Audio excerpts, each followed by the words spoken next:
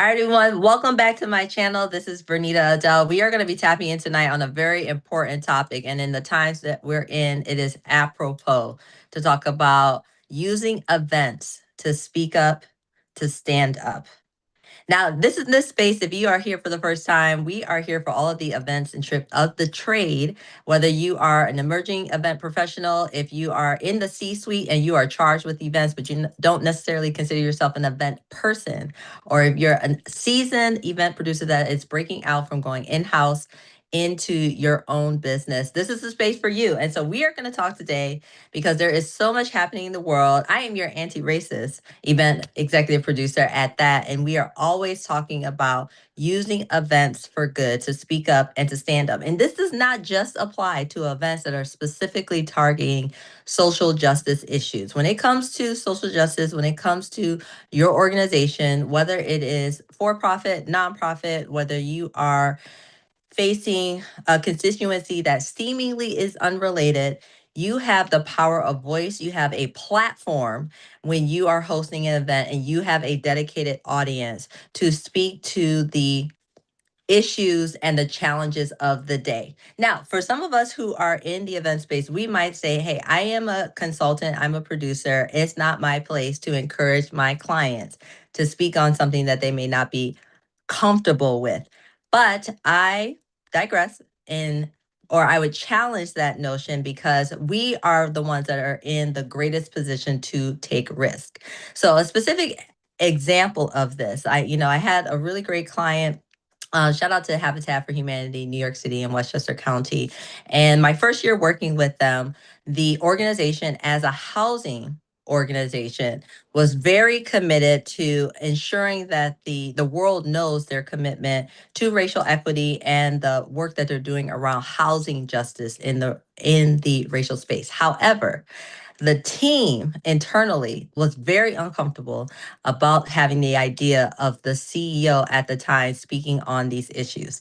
Matter of fact, when I first came on board, they were like, absolutely not. Our CEO is not going to talk about in such a straightforward manner the work that the organization has had to do internally to align its external commitment to racial justice and to housing justice to its internal operation. But it's this kind of transparency that helps to move the needle forward, and it's that type of risk taking that ensures that the organization is on the right side of history in terms of being a beacon, a light when it comes to social issues that at the end of the day, it really impacts us all. There are actually no social or racial justice issues that don't impact us, even though we might think that we can separate ourselves or it's not relevant to our daily lived experience. That's not really true. It really is a societal issue that warrants the attention. And so, with that encouragement, on the night of the event,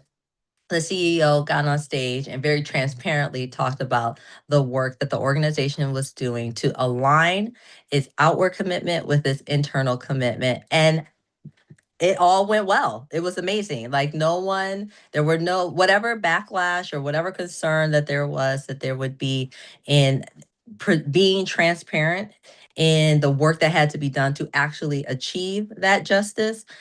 None of those things came to fruition. It all was positively responded to. Now, we know that we're living in a world, in a space, and where all audiences may not have a positive response to speaking up and to standing up. However, again, we are in a position to take risk, to take calculated risk, and to ensure that the events that we are producing, and when we are working with our clients, and when we're thinking about our constituency and the perpetuity of our organization, therein lies an opportunity to do great work and to make a great impact.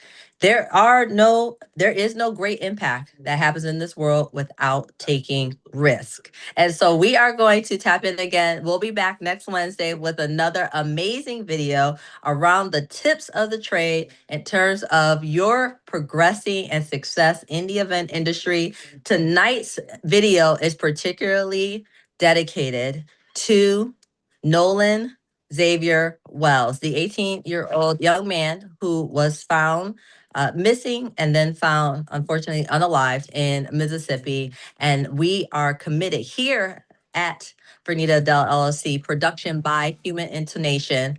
We are committed to ensuring that we use our platform to speak up and to stand up. Now, we'll be back next week and let the world know how you'll use your hot sauce today.